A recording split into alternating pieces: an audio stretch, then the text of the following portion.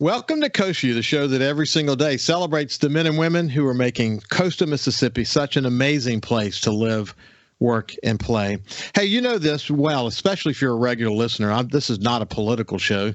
We'll talk about things that involve policy and legislative action and such as that from time to time.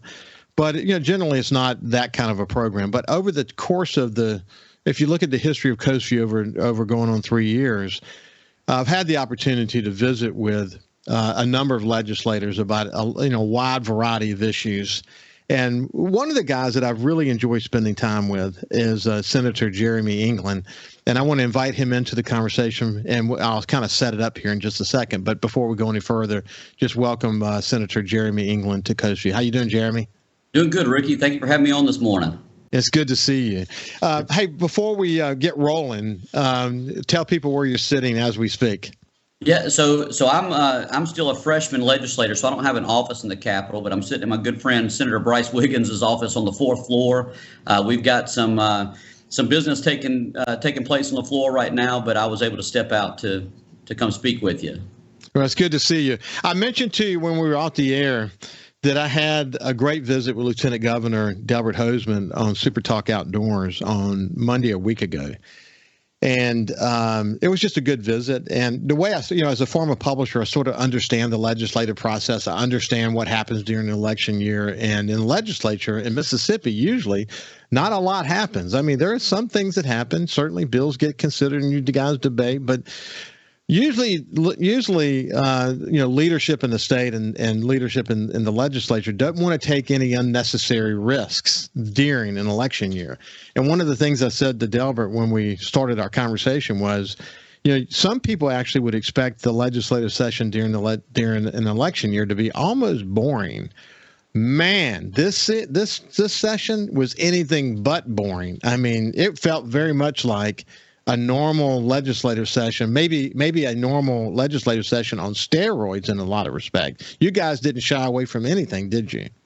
No, we didn't, Ricky. And look, I'm proud of that. We're here to work.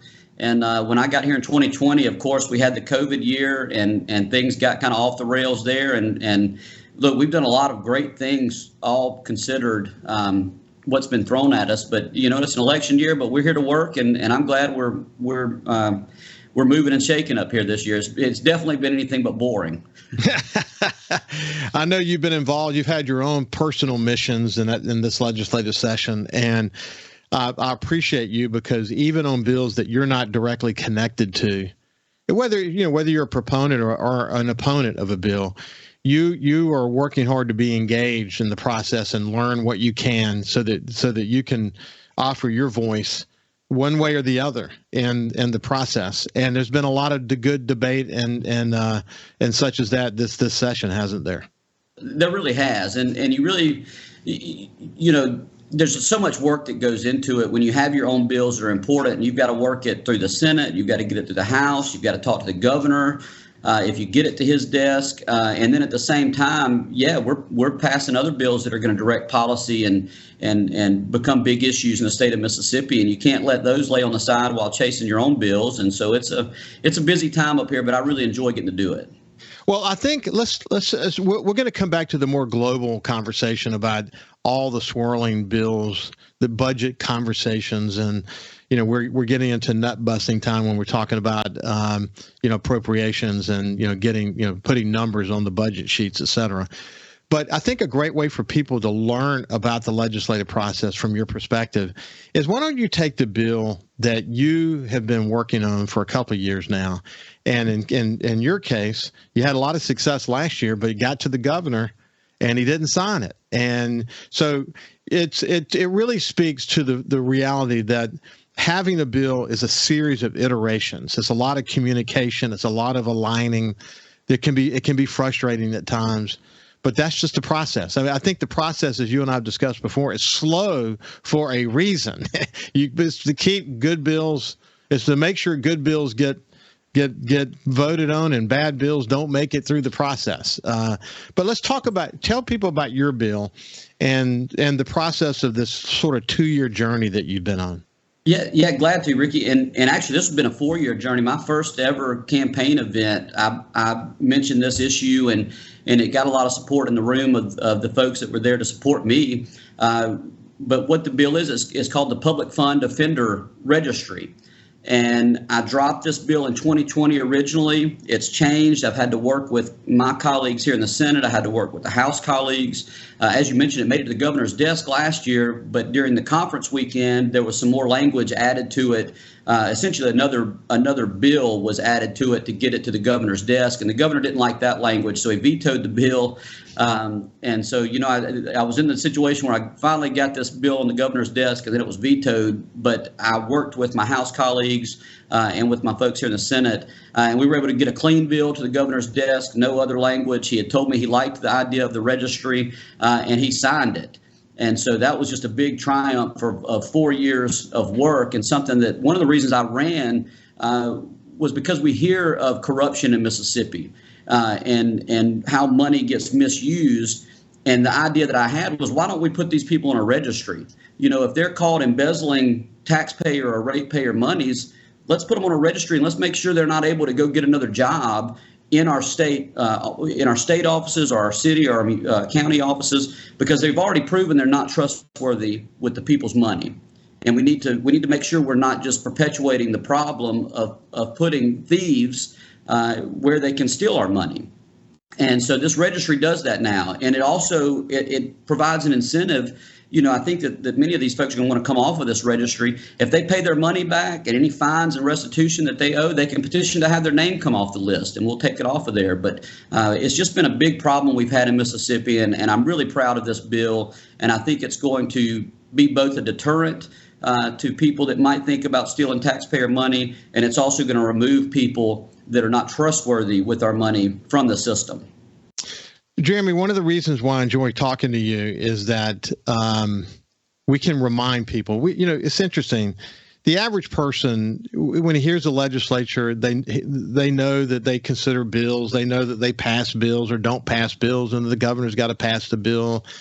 In Mississippi, incidentally, the governor is a constitutionally weak position, and usually the person in that position is able to sort of overcome that by having sort of the leadership abilities and the ability to speak to the public and rally people around issues, et cetera. You have a House of Representatives with the Speaker of the House, and you have the Lieutenant Governor who says grace over the Senate. And so it's an important process, but we get to remind people what that process is all about. So you mentioned just a few minutes ago about it went into conference and they changed the language. So let's take a step back for a second and remind them the bill is introduced, could be introduced on the Senate side, it could be introduced on the House side, has to go to the chambers. Why don't you kind of walk through that process that leads ultimately to, in your case, a bill going to a conference committee and getting tweaked some in a way that the governor didn't like it. So all this is about aligning. So kind of remind people about the process. Okay, yeah, glad to, Ricky. So what we do, let's just take it from a Senate bill standpoint, which my bill was a Senate bill. The first thing we do is we get the bill drafted. I get it in the place that I like it. I read over it several times, and then I'll drop the bill, at which point it goes to a Senate committee. I then have to work to get it passed out of that committee, and sometimes it's double referred. You'll have a bill that gets double referred. Then we have to take it up on the floor if it passes committee. It has to pass our floor. It could be amended either in committee or on the floor, and then it goes to the House, and the same thing over again. It goes to a committee, it goes to the House floor, and I've got to work a bill through that entire process. Well, if the House adds an amendment to my bill, it'll come back over to our side of the building, and we'll have the opportunity to either concur with the changes in the amendments, or we can not concur and invite conference, which means you'll have the lieutenant governor will put 3 senators on that conference, and then the speaker puts 3 House members on the conference. They put their heads together and try to come up with a bill that can work, and we did that last year. I had a policy lawyer in the office with me, Holly Robertson from Moss Point. She helped us. We both walked down to the House chamber and met with Chairman Nick Bain on my bill, and I think we had some language. It was language that I was okay with. Sent it to the governor's desk, and then once you come up with this conference report, that then has to pass both chambers. it is an up or down vote. So we got that passed, and then it went to the governor's desk. And as I mentioned before, it was just he had some issues with that language, and he had been looking at it for a while. And I had a chance to sit and talk with the governor about that. And he told me, look, I really like what you're trying to do with this public fund offender registry. Get it back to me this year clean, and we'll sign it. And I was able to do that. It passed the Senate, and it went over to the House, and it passed the House floor without any amendments, went straight to the governor's desk. So that's about as clean as the process can go, is the way the bill went this year. Well, there's two really important points I want to make, and we'll do this on the other side. But the one is that it's important to keep relationships open, both with your Democratic colleagues and your Republican colleagues, because for bills to pass in the Mississippi legislature, you gotta have some bipartisan help, especially on the committee level. That's absolutely true. And the other is that you have to be willing to hang in there. You have to be willing to hang in there and as I often say, stand the test of time to get a bill to where it needs to be. And when you do, if you're willing to burn the midnight oil and make that happen, you can have success, especially as in your case, as the governor well pointed out, we needed that. When we get out back on the other side, we'll continue our conversation with Senator Jeremy England. Welcome back to Coast Vue. I'm having a great conversation about this legislative session with my friend, Senator Jeremy England. When we went to break, I was mentioning that one of the things that kind of drives me a little bit crazy, Jeremy, is that, and I know you're very conservative, but that doesn't mean that you're not willing to work with your Democratic colleagues on something that could help Mississippi. I mean, that's just the reality. Before I go to the next part of that, what's your view toward that? What's your view toward bipartisan efforts? Well, Ricky, when I first got here, I had a chance to go out to dinner. Me and one of my Republican colleagues went to dinner with 3 Democrat colleagues, and we talked about what our goals are and where we would like to see Mississippi headed. And I realized then that our goals are very similar. We all want the best we can for our families, for our future. We want businesses to thrive here in Mississippi. We just want the best state we can. We just have a different way of getting there. And that's where policy comes into play. And there's a level of respect that you have to have for everyone up here taking time away from their families and away from their regular jobs to come spend 3 months in the Capitol and try to make good policy and pass good laws for the people of Mississippi. So there's a mutual respect there. There's also a respect for the fact that we are going to disagree a lot of times, but we don't get to the point where we get personal with it, or at least I don't. And that goes in the House and in the Senate and in the House, because as you mentioned, I can't pass a bill in the Senate and have it go to the House and have a lot of folks that disagree with me or don't like me over there. They're not going to pass my bills, and that goes for Republicans and Democrats in both chambers. And I've been able to build some really good relationships with people here, and it's been very helpful. I found that to be something that I'm very proud of, are the relationships that I get to build with my colleagues here. Well, the point is you can be a conservative and still have great relationships with people on the other side of the aisle, realizing that developing those relations, we may fight on this issue as long as it's not personal. That's right. But the next one, we may be able to actually join hands on it. And by the way, they may need as much help from you on their bills as you need from them on your bill. That's sort of the way it works. What I tell you what I have hated to see, frankly, is that not often, this is not often in Mississippi, but it does happen in Mississippi, that some of the national polarizing around Democrats and Republicans gets projected into the state, and some, both on the Senate side and on the House side, tend to look at any communication with the other side as bad communication. And that's, whoever says that is only really focused on the populist message that they're trying to send. They're not really interested in trying to develop relationships that will move our state forward. How often do you hear that? How often do you hear, why are you even talking to a Democrat? Oh, I hear it a lot. Look, there's a picture of me that was published in the Clarion Ledger back during the flag debate where I was fist bumping with one of my Democrat colleagues just because he wanted to come up and tell me he respected what I had to say. And I've had people that didn't like that. But that may be how it is on the national level. It's not how we do it here in Jackson, Mississippi. And I always tell, especially our young folks that come up here, our mayor's youth councils and high school students, I tell them, look, you got to turn off that national news sometimes and just block that out of your head when you come up here, because it work that way here. We work together. Like you mentioned, if I have to pass a bill and I'm trying to get votes on it, I'm gonna talk to my Republican colleagues, but I'm also going to go talk to my Democrat colleagues and say, listen, how do you feel about this bill? Can you guys support this bill? If not, what concerns do you have? I had one of my bills that was held on a motion to reconsider by a Democrat colleague, and it turned out an issue that we just disagreed on, but I still went and talked to her before we moved to table that motion to reconsider. And I said, what are the issues you have? Let's see if I can maybe there's a misunderstanding, or maybe it's something we're just going to disagree on. And we did, but she told me, she said, look, I really appreciate you coming and talking to me instead of just, throwing it out there and because I had the votes to table her motion. But I hope one day she would do the same for me. If I file a motion or I have a question on one of her bills, I would want her to come to me and say, listen, why did you hold this on a motion to reconsider? What are your issues with it? Because she might have a better idea. She might have something that makes the bill better. And that's what we always should strive to do here, is pass the best bills that we can. And so, Jeremy, again, it's always good to have this conversation with you, because I think the average listener enjoys getting reminded about the process and what it takes to be effective. And what you just described is leadership. What you just described is the need to get into the trenches and develop relationships, the need to burn the midnight oil, know what you're talking about.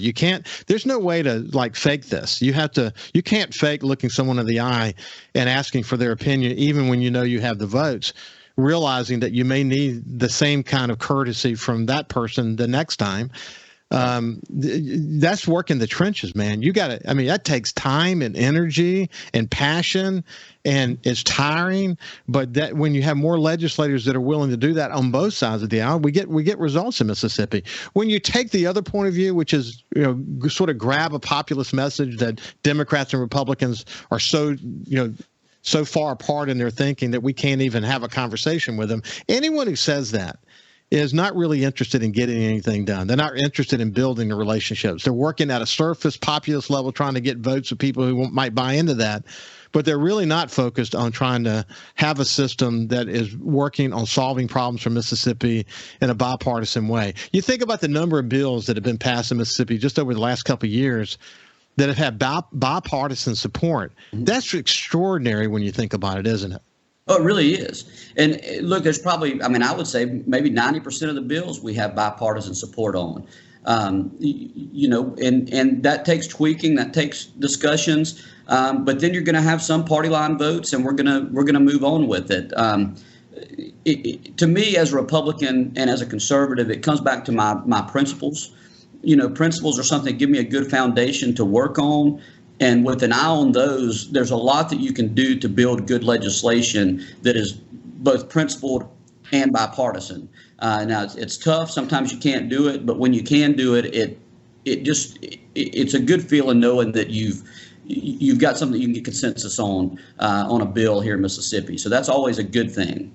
Yeah, I definitely see that too. Hey, listen, one other aspect of the legislative process that I want to bring up, and that is that committee chairmen have a lot of power, and so does the Speaker of the House, and so does the Lieutenant Governor. So how the Lieutenant Governor and the Speaker refer bills is really important. Sometimes we refer to a single committee, as you heard Jeremy speak a few minutes ago. Sometimes it's double referred.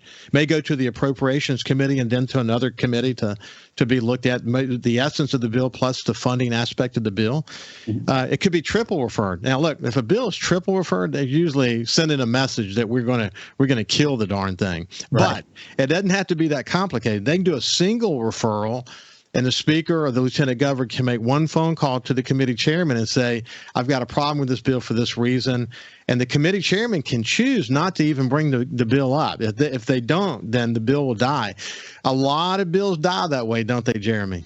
They do. Yeah, they die without even being brought up. And you've got to talk to the committee chairman, like you mentioned, to get them up. I had a bill this year. It was a bill that would allow for recall elections that went to the Elections Committee. And my good friend, the chairman, Senator Jeff Tate, brought that up for me. But he told me, he said, I want you to come present it. And you hear about these committee deadline days, you're going to have more than one committee going on at the same time. And so I was sitting in finance, and the funny thing about it, my mom retired recently from Ingalls. She put 43 years in out there, and now her favorite hobby is following me around the Capitol online because of these committees being recorded. And she saw me get up in finance and run off, so she's looking for me, and she found me in elections and ended up losing that bill. I just didn't have the votes on it.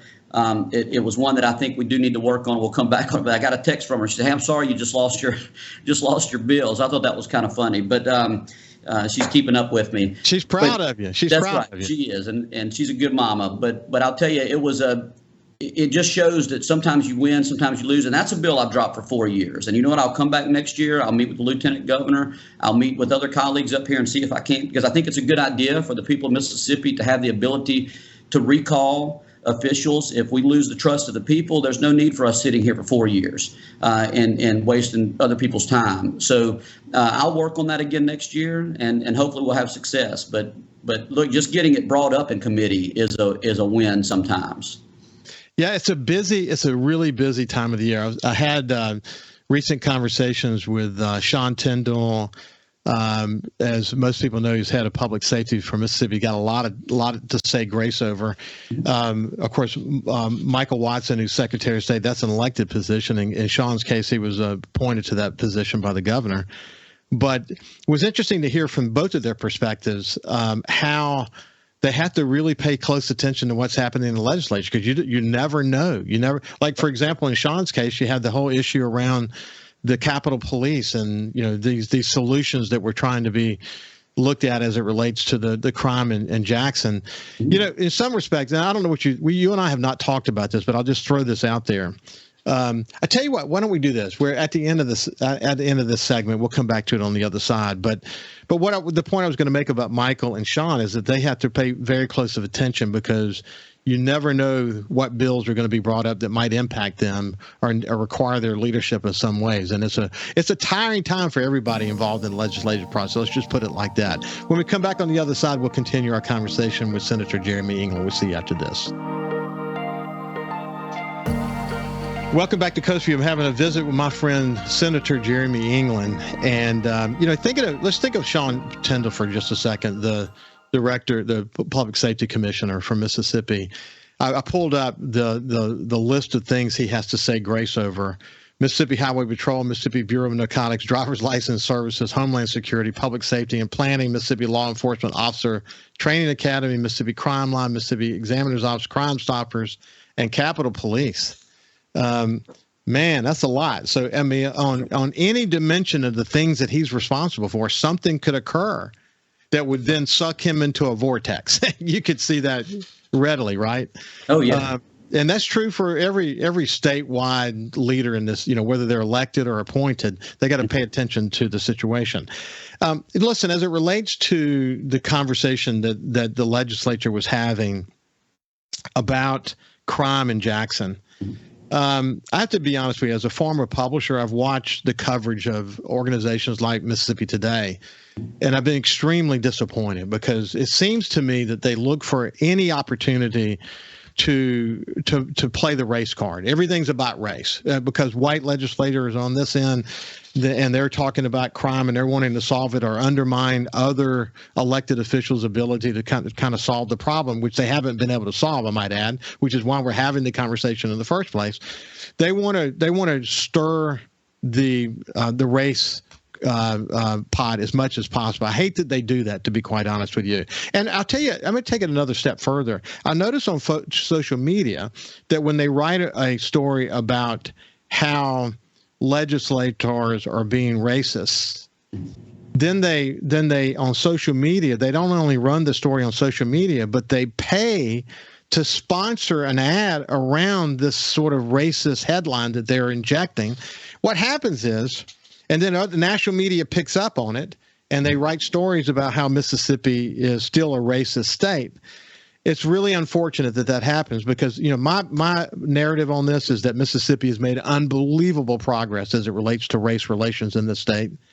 And too often when we travel outside the state, we're having to overcome those perceptions. And I think most people are able to do that in a very high quality way because of their own experience.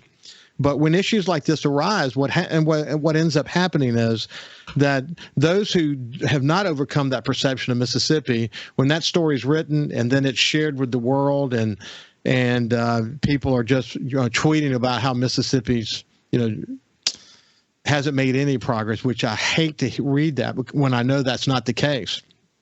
To me, it's irresponsible. To some respect, I think what happens when you guys, not you, but when certain people draw sort of a salamander geography around where the state police is going to do their work, it makes it look like you're trying to favor some white communities, et cetera. But at the end of the day, I think that the conversation around how to make Jackson safer is a really, really important conversation. So why don't we do this? You can respond to all of that in this way. Just let people know what the issue was, and then kind of address some of the observations that I make. Yeah, absolutely, Ricky. So the city of Jackson, it's our capital city. It's a very important place for our state. When people outside of Mississippi think of our state, a lot of times they go straight to thinking about our capital city.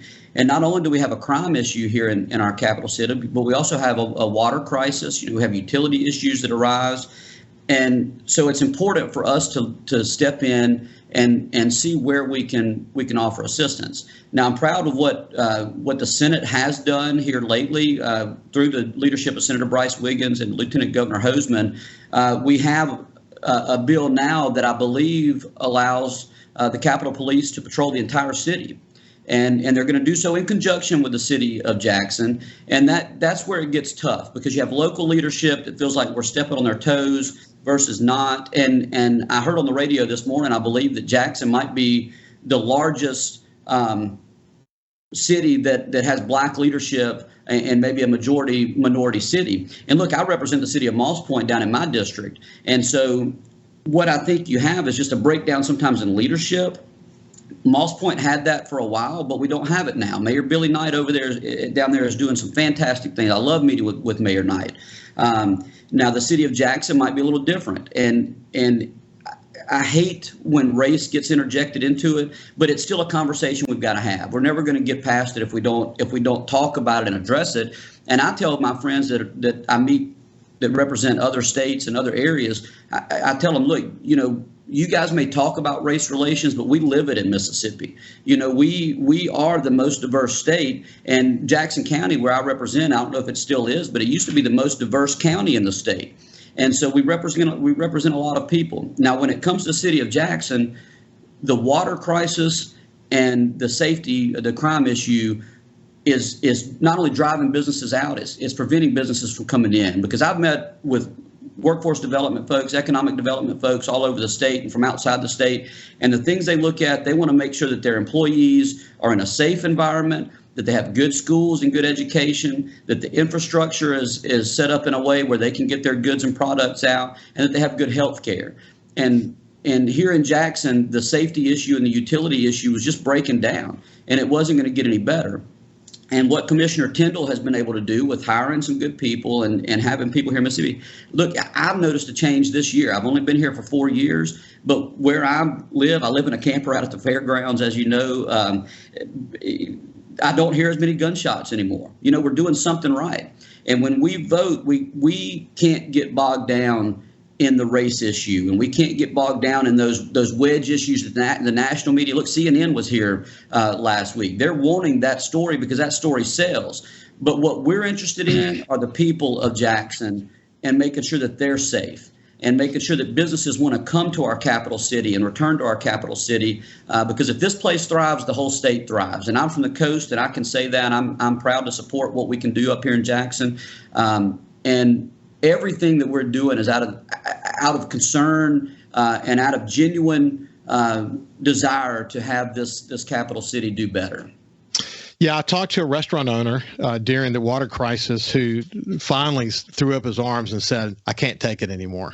I'm moving. I got to move. I talked to another business that was not far at all from where a drive-by shooting took place, and I mean, he literally could look out his window and see it. And he said, I'm done. I'm moving my office to Madison now. Right. That's real, man. That's real. And we've got to address it. And it's not easy to have those conversations. I get it. But when we start the conversation by driving wedges in between everyone, and don't do as you've done in the legislature, and that is, look, we're going to disagree on some issues on policy, et cetera, but look, let's respect one another. We all want the same thing. We want a downtown that's going to be safe, and we need to focus on that. Well, I have to tell you a quick story. After Hurricane Katrina, NBC News came down to do a report, and the report, this was not long after the storm. I got to try to remember. It was an NBC reporter. Everyone knows who he is. I have a note that he sent me framed, so I'll never forget this happened. I'm not able to see it now, but if I remember who it is, I'll remind you. But anyway, he came down, and the story was he came to meet with me at the Sun Herald that his producers from New York sent him to tell a story of that we were bulldozing African American and Vietnamese homes on the point of Biloxi to make room for casinos. I said, "Are you kidding me? Katrina took those out. I'll take you in a car down there right now and show you. The only bulldozing that's happening down there right now is to clean up the debris." And he went down and he saw it. And later he did an interview with me in our newsroom. And we did, I said what I wanted to say. And afterwards he said, "Man, I hate to say this, but I did see a different story when I got here. But my producers in New York wanted to stay with the same narrative they sent me down to do." I said, "Man, listen, that could not be more irresponsible." Okay, so let me fast forward a little bit. The National Newspaper Publishers Annual Meeting, all the newspaper publishers in the world, was in D.C. this year. The NBC News does this story. Washington Post picks up on it, and they do a story building on the story that NBC News did. And then the Washington Post editorial board wrote an editorial about it, and none of it was true. Right. So Donald Graham at the time was chairman of the board. His mother was the longtime chairman of the board for Washington Post Group. And so I was a featured speaker to tell the Katrina story.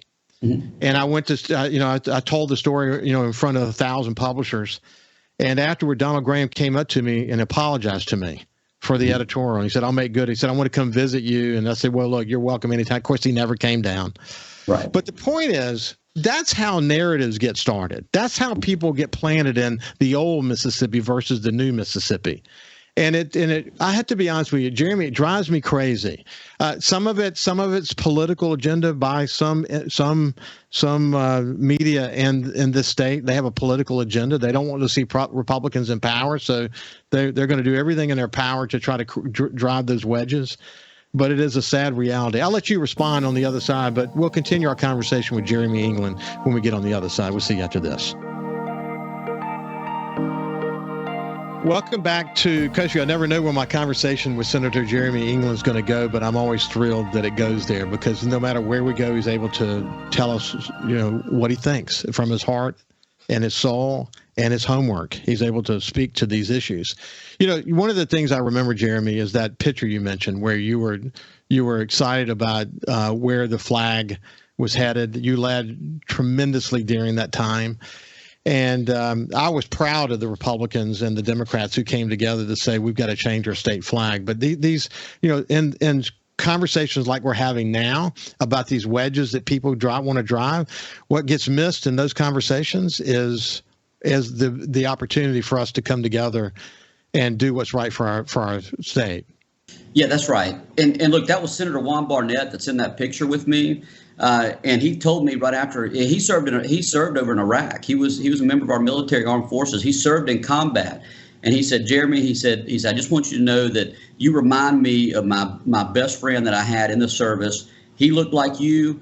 He was a white guy, and he and I just got along so well." And I was really proud of that. Because Senator Barnett, there he is. He's a service member, and I reminded him of somebody that means so much to him. That was a good thing. But there's just not stories in that sometimes nationally, and we have a tough history in Mississippi, and we have to understand that, and we have to understand that there's a perception out there that maybe that history is still going on here, but we know, living here, we know that it's not. And I think that we finally reached a point in our state where race and different cultures are not they're not hindrances. They're not things that we shy away from. They're actually assets that we have learned to accept and to promote as a diverse state. Up here on Monday nights up here, I had a chance a couple weeks ago to go to Howlin' Hal's, which is a local place up here, and they have a blues night. And there's this band in there, and there's very few people that look like me in there that night. But you talk about going in there and just experiencing a Mississippi art form that is one of our best assets that we have in the state. And that's the kind of thing we need to promote. And I feel very welcome in there. I go in and I talk with everyone. Some of those other folks, they'll come to our other events. And there's a good story there. There's a good story that Mississippi that our diversity is an asset to our state. It's something that we need to promote. It's cultures that we have. It's a good melting pot story. That's the story I wish that the national news would run. Now, of course, it doesn't. I guess you get more angry clicks than you do, feel good clicks when it comes to news articles, and that's unfortunate. But the more we talk about it, and the more that we promote, and I appreciate you doing that on your show and allowing us to talk about this, because a lot of people shy away from this talking point. You kind of worry, people worry what they're going to say and how it's going to be held. But we've got to have tough conversations because we've got to move past the history that still defines this state to some people, even though it shouldn't. And we can't forget our history. We can't ignore it. But we have to accept it and move forward and be proud of where we are today. Hey, listen, I'm the first to say that we always have work to do. We have work to do. We always have work to do. Mm-hmm. But if you compare the work that we've done with the work that other states have done, and the way we've come together, I spent a lot of time in the Mississippi Delta. Mm-hmm. I have many, many friends across the state who are African American that I have wonderful conversations with. You mentioned Mayor Knight in his 80s. Right. He could have rode off into the sunset. He runs for mayor for I think the third time he gets elected, right. And he's doing an incredible job in the city of Moss Point. I love the guy. I love his spirit. But yeah, you know what? As Haley often says, the media doesn't want to cover planes that land safely. They want what plays better is to crash. Right. And I wonder actually if the mayor of Jackson were white and had the leadership challenges that he has, making the decisions that he has made, would we be even having a debate about this? It would be, I think we would be in a place to say he's blown it. He just hasn't addressed it. Now, look, you can say that it was a mess long before he got there, but he made really very little movement to try to solve the problem. And the reality is, there is the problem, and it wasn't being addressed. And look where it led in terms of the drinking water quality of the city of Jackson. It's a major issue. That's right, Ricky. And you mentioned Mayor Knight again, and I can't mention how big of a fan I am of Mayor Knight. But I'll say this for Mayor Knight: he comes all the way up from Moss Point, and I see him in this capital a lot more than I've seen the mayor of Jackson. I see. I see Mayor Kenny Holloway as well from the coast. We're very well represented down there, and color is really not an issue. You still need to come up here. You need to visit with your representatives and your folks. And I really wonder where we would be on this issue. We talked House Bill 1020, where we're trying to do things to help the capital city, if the mayor had actually come up here and joined those conversations rather than throwing grenades from City Hall at us over here. And you just can't get anywhere that way. It's not good leadership. It doesn't build consensus when you need it. It puts people in their corners and makes them want to fight, and that you can't get anything done that way. And look, I'm representing Moss Point and representing Ocean Springs, two communities that look a lot different, but have some of the greatest people and the greatest things to offer our coast. And I just wish that Jackson could maybe come together and do that one day. And I think under the right leadership, they will. I think your point about Jackson mayor is well taken. And then you have other media that says, "Oh, let me have some of those grenades," and they're grabbing grenades with them and they're throwing with them together. That's instead right. of being focused on public service journalism in a way that helps us solve problems. Let's call it like it is, and let's solve some problems. Anyway, I wish more people were like you, Jeremy. It's been a pleasure to catch up with you, my friend. Thank you, Ricky. Thanks for having me on today. This has been Senator Jeremy England. Have a great day, and we'll see you tomorrow.